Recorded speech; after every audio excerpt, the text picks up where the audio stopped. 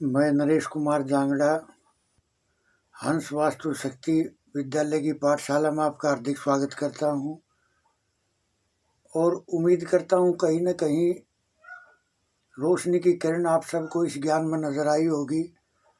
और ये विषय इतने ज़बरदस्त हैं कि आप जब भी इन वीडियोज़ को सुनोगे, ये जो कक्षा हैं, अगर जब भी आप इनको देखोगे तो आप ये चीज़ महसूस करोगे, सदा आपको ताज़ा नजर आएंगी। तो खैर मेरा मन में विचार आया कि केतु देव, क्योंकि ये तो इनके बारे में ये एक मैजिक है। दरअसल केतु को मैं बोलता हूँ अपनी भाषा में एक मैजिक, जादू, रहस्यमय, जो फाइंड आउट ना हो उसके। तो केतु देव के बारे में तो जितने भी वीडियोस बना दिए जाए वे कम ही है, मैं ये मानता हूँ। क्योंकि केतु का रहस्य तो, केतु क्या है, जन्म में भी केतु और मोक्ष में भी केतु, अर्थी में भी केतु, जो राख बसती है वो भी केतु। तो केतु तो स्टार्टिंग पॉइंट से लास्ट पॉइंट तक केतु ही केतु का फैलाव है, एक तरह से मोक्ष का कारक। अब केतु की दरअसल उत्पत्ति हुई कैसे, मैं एक छोटी सी अपने शास्त्रों की एक बताता हूँ बात। कि एक बार समुद्र जब मंथन हुआ और जब अमृत बट रहा था, तो विष्णु भगवान जब अमृत बांट रहे थे तो एक राक्षस को शक हो गया कि ये सिर्फ अब देव को अमृत पिला रहे हैं, हमारे राक्षसों को नहीं पिला रहे। उन्होंने देवताओं का रूप धारण करके और वो उस लाइन में बैठ गए। लेकिन जैसे ही कंठ तक वो गया तो उसको बताया गया कि विष्णु भगवान को कि ये ऐसे ऐसे हैं। तो उन्होंने सुदर्शन चक्र से उनकी गर्दन उड़ा दी। लेकिन क्या हुआ, अमृत वहां भी टपक गया था और मुंह में तो चला ही गया था। तो दोनों हिस्से अमर हो गए, एक हिस्सा राहु बन गया, एक हिस्सा केतु बन गया। राहु क्या है, भूत प्रेत, बोलते हैं ना कि जिस जगह पे इन चीज़ों का साया होता है या वह वे एनर्जी पॉइंट जब एनराइज होते हैं तो क्या होता है कि जैसे खाए जा रहे हैं, यानी राहु की जैसे जिसके अब मुंह है और धड़ नहीं है, तो जो भी खाएगा क्या उसकी भूख मिट जाएगी? बिल्कुल नहीं मिटेगी, वो तो खाता ही रहेगा। केतु की भूख मिटती है ज्ञान से, बृहस्पति से, गुरु बृहस्पति इनकी भूख को शांत करते हैं। तो खैर वैसे ये है कि अगर कोई अपने पुरखों के बारे में कोई गलत सलत वचन बोलता है तो उससे भी हमारा केतु खराब हो जाएगा कि हम अपने बुजुर्गों की निंदा कर रहे हैं। वे जो भी करके गए, हमें सत्कर्म करने चाहिए। केतु हमें यही शिक्षा देते हैं। फिर है, अगर घर का NW पॉइंट अगर डिस्टर्ब होगा, यानी भव्य कोण अगर डिस्टर्ब होगा, मैंने अपने एक वीडियो में बताया, अगर इस कोने में अगर टॉयलेट आ जाए या ये किसी भी रूप में अगर दूषित हो, तो ये मान के चलो उस घर में केतु जो हो इनबैलेंस हो जाएगा। उस घर में बीमारी, उस घर के विचारों को शॉर्ट टेम्पर्ड कर देगा, उस घर में आपसी विचारों में मतभेद हो जाएंगे। केतु, अगर हम अपनी संतान से व्यवहार अच्छा नहीं करेंगे तो भी हमारा केतु खराब हो जाएगा। ये साइंस जो है बहुत जबरदस्त है। ये जो रिश्ते नाते बनाए, ये किसी पर्पज से बनाए गए थे, ये ऐसे ही नहीं बनाए।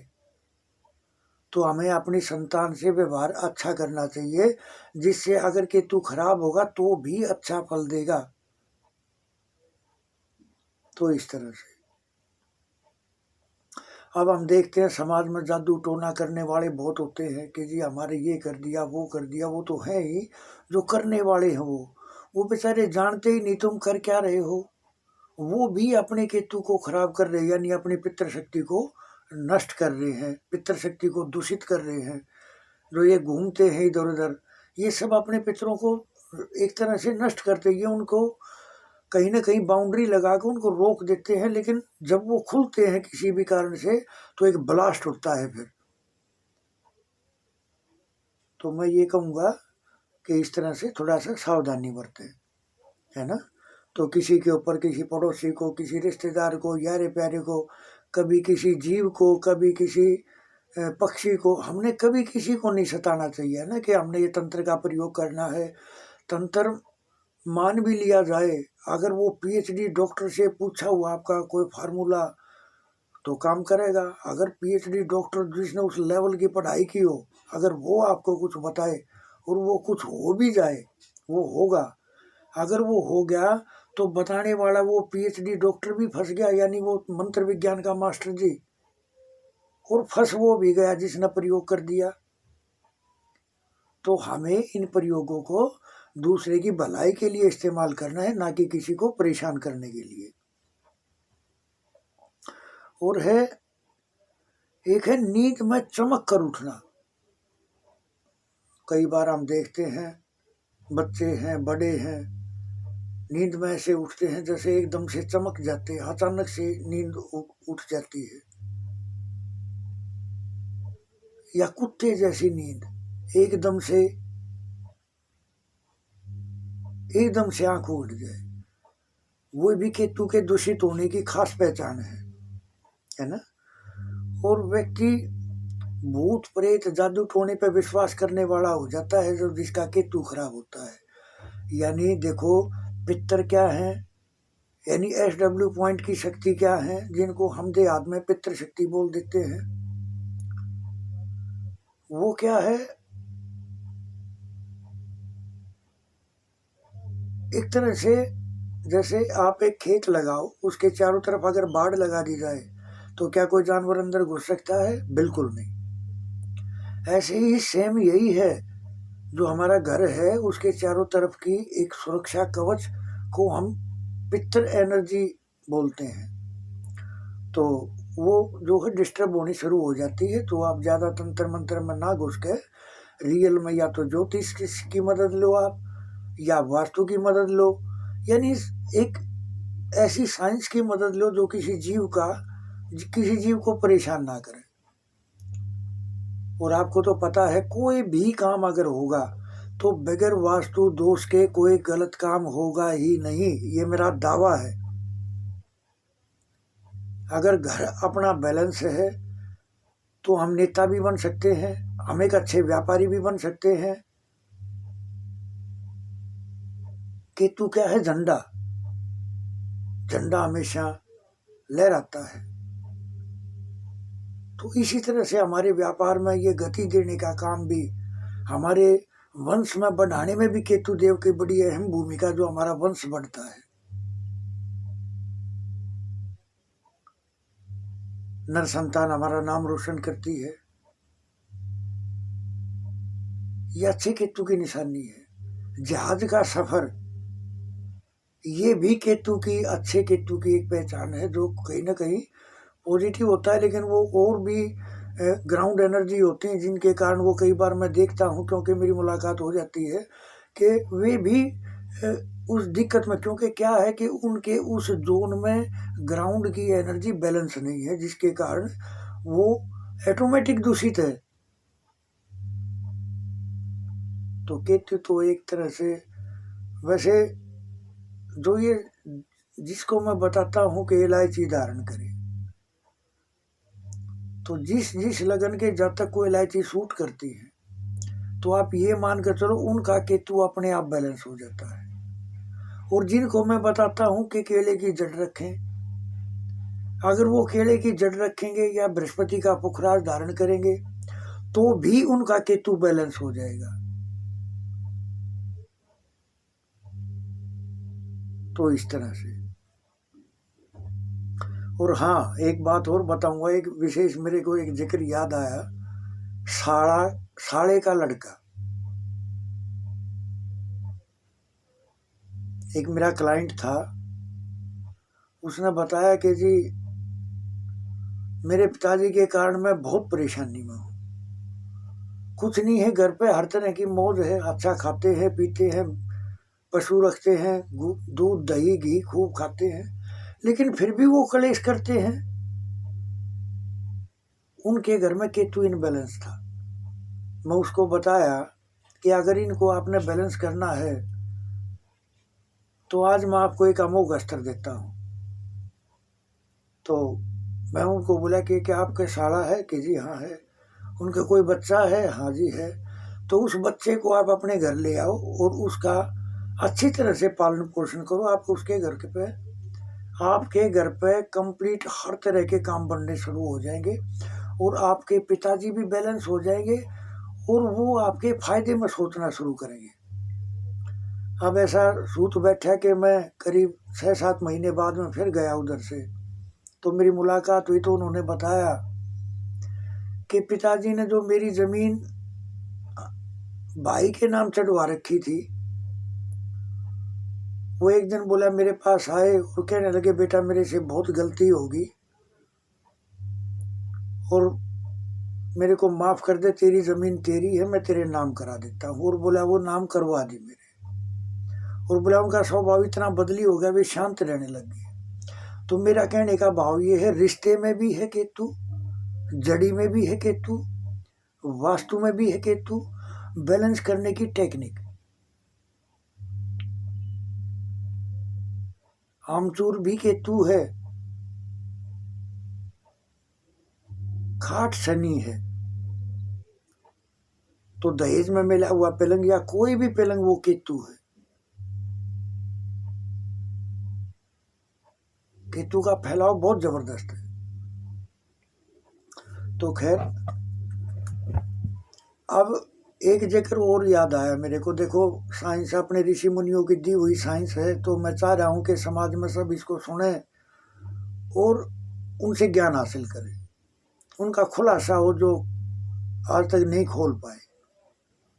हम तो ये देखते हैं औरतों के कान बीन दिए, नाक बीन दिए, उंगलियों में बिछुए पहना दिए,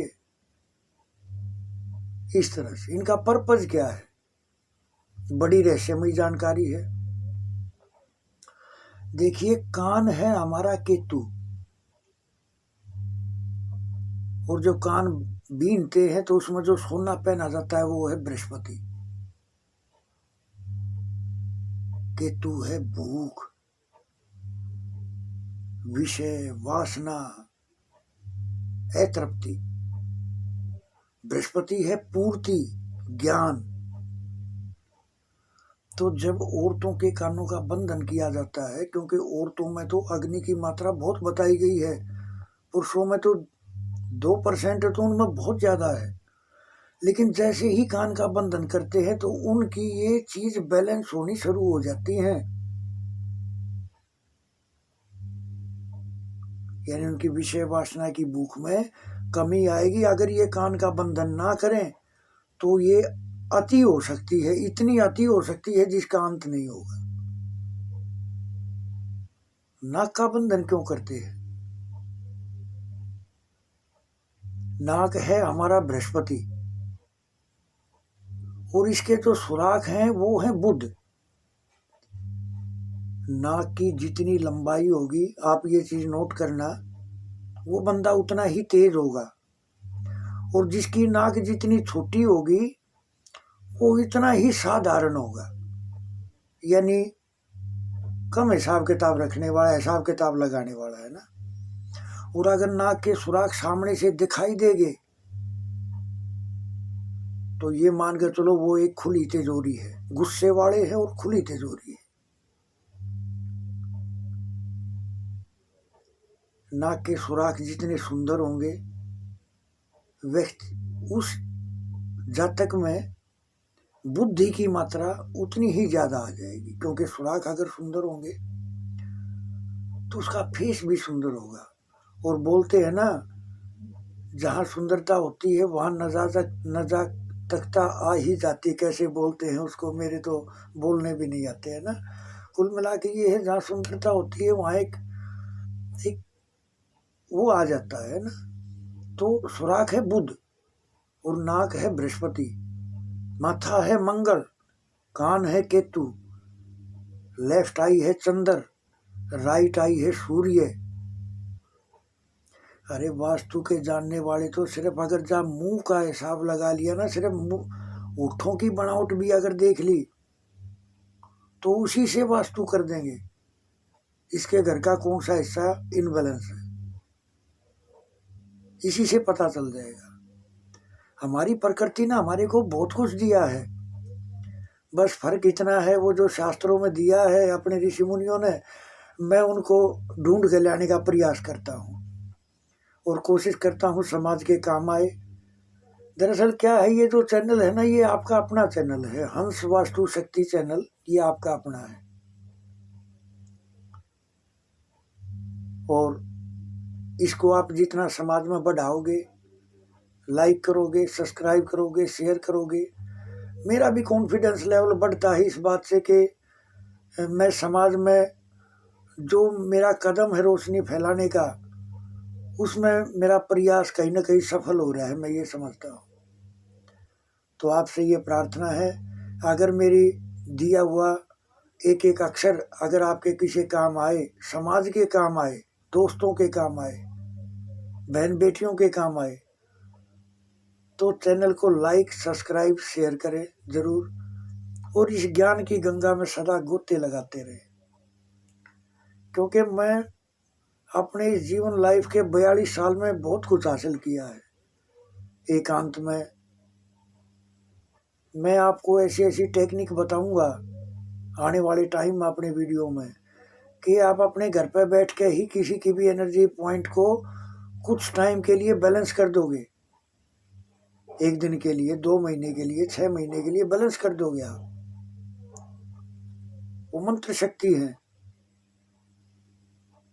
ध्यान।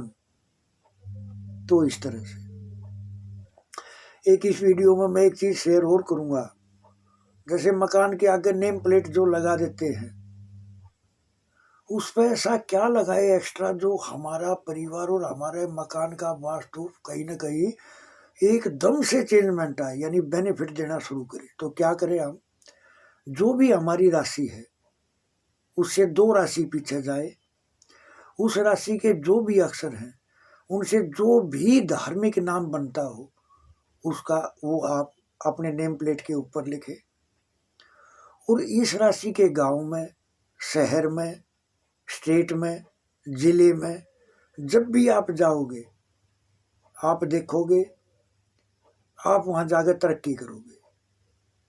इसको और ज्यादा आसान बनाने के लिए आपको बताऊं, जैसे मेरी वृश्चिक राशि है, अब मेरी है 8वीं राशि, तो 6ठी राशि मेरे से 2 पीछे होगी। तो 6ठी राशि के गांव या शहर या स्टेट में जाके अगर हम जिले में गए 6ठी राशि के में, तो उसी जिले के उसी नाम की राशि से शुरू होने वाले शहर में, फिर उसी राशि से शुरू होने वाले गांव में, फिर उसी राशि से शुरू होने वाले मोहल्ले में अगर आप चले गए तो चाय बेचने वाले से प्रधानमंत्री का सफर तय करने में आपको कोई नहीं रोक सकता, और ये कुदरत आपको ब्लेसिंग देगी।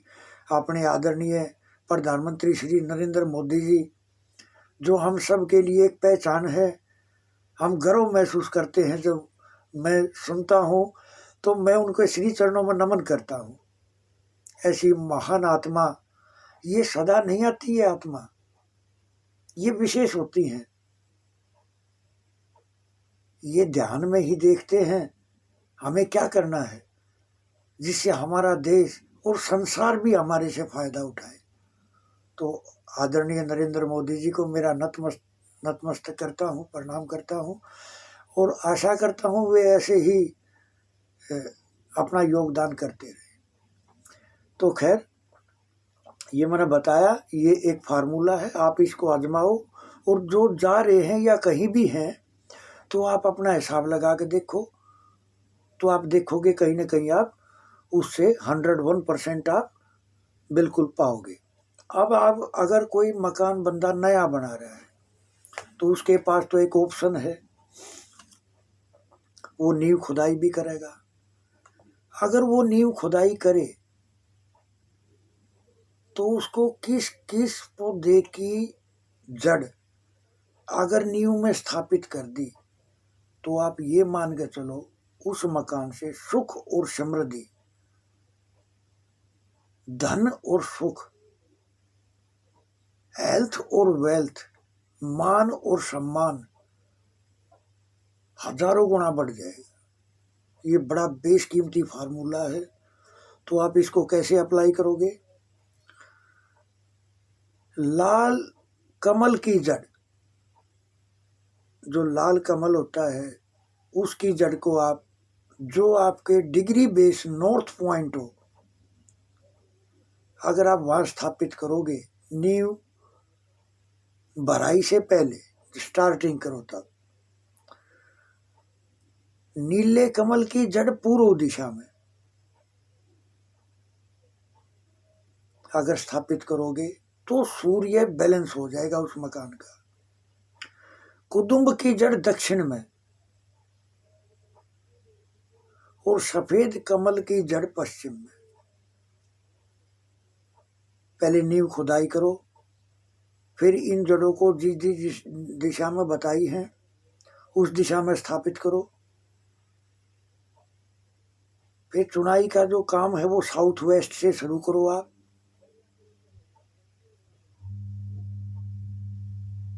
साउथ वेस्ट से वेस्ट की तरफ, फिर साउथ वेस्ट से साउथ की तरफ, फिर साउथ वेस्ट, फिर साउथ ईस्ट से एनी की तरफ, और फिर NW से एनी की तरफ। यानी आप पहले नैऋत्य कोण से लेकर वायव्य कोण तक की नींव भरे, फिर दूसरा नंबर नैऋत्य कोण से लेकर आग्नेय कोण तक की नींव भराई करें, फिर वायव्य कोण से लेकर और ईशान कोण तक नींव भरे, फिर आग्नेय कोण से वो जो चौथा पार्ट रह गया फिर वो भरे, है ना। थोड़ा कंफ्यूज हो गया मैं, दरअसल ये अक्सर कुछ हिंदी के और इंग्लिश के कम्युनिकेशन ही ऐसे बन जाते हैं, तो आप इस हिसाब से करके चले। और जैसे ही आप देखोगे, आप ये करोगे उस मकान, देखो पहली बात तो ये है, जब नींव खुदाई करते हैं, ये भी वास्तु के इतने अजीब रहस्य हैं जो मैं आज आपके साथ शेयर करूंगा। वे अजीब रहस्य क्या हैं? नींव खुदाई करते हैं तो जमीन के अंदर रहने वाले बारीक बारीक जीव जो सूर्य की रोशनी को बर्दाश्त ही नहीं कर सकते, वे तड़फते हैं जब नींव खुदाई होती है तब।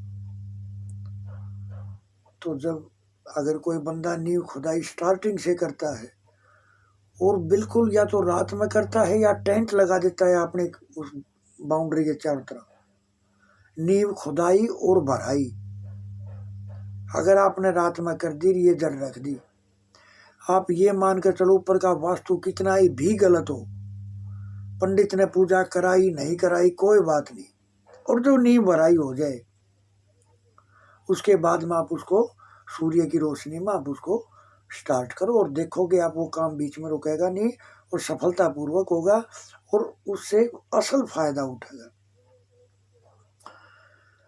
एक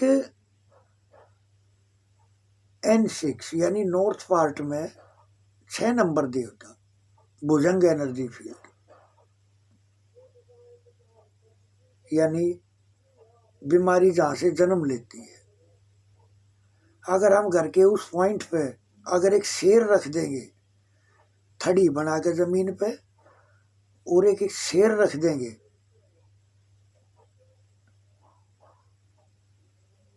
तो आप देखोगे उस घर की बीमारी बैलेंस हो जाएगी, केतु बैलेंस हो जाएगा। सबसे बड़ी बात ये, आप तो पहले भी आपने देखा होगा, सुना होगा, वो बड़े बड़े राजा महाराजा अपने मेन गेट के आगे शेर लगाते थे। वे ऐसे ही नहीं लगाते थे, बड़े गहरे राज ही है। हम भी अगर कहीं टी पॉइंट का अगर मकान है, अगर हमने येलो कलर के ब्रास, क्योंकि बब्बर शेर क्या है? बृहस्पति,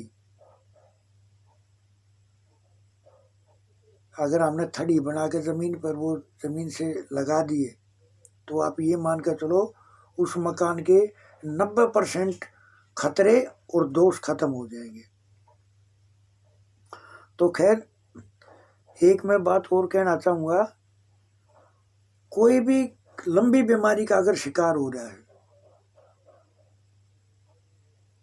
तो उसके बेड का जग खाट का उसका थोड़ा स्थान बदली करें, क्योंकि ऐसा होता है जो ग्राउंड एनर्जी होती हैं जिनको stress line, IR line, UV line और बहुत सारी ग्राउंड एनर्जी होती हैं जिसके कारण बीमारी जन्म ले लेती है, जिनमें कैंसर भी बड़ी लॉन्ग टर्म की बीमारी तकरीबन सारी शामिल है उसमें। तो स्थान परिवर्तन जरूर कराएं।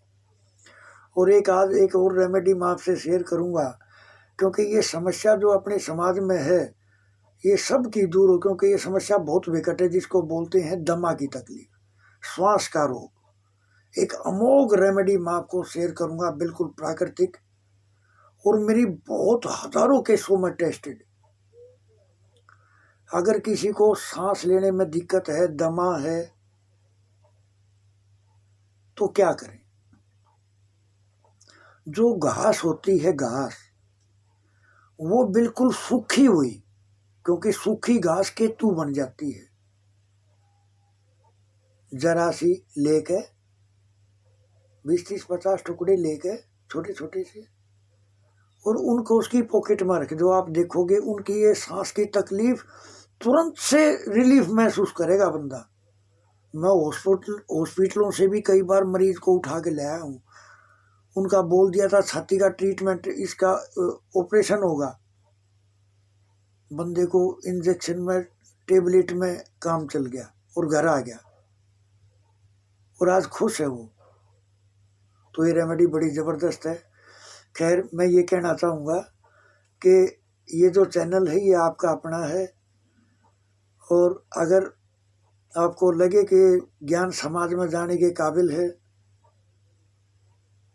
अंधविश्वास को दूर करेगा, हमारे समाज की परेशानियों को दूर करेगा, तो आप इस चैनल को जो है लाइक करें, सब्सक्राइब करें, शेयर करें और कराएं, समाज में भेजें इसको। ये हंस वास्तु शक्ति चैनल मेरा नहीं है, ये आपका है, आपका प्रयास, समाज का प्रयास, ये हमारे देश का एक अचूक प्रयास होगा। तो खैर जय हिंद, जय भारत, थैंक यू, धन्यवाद, नमस्कार।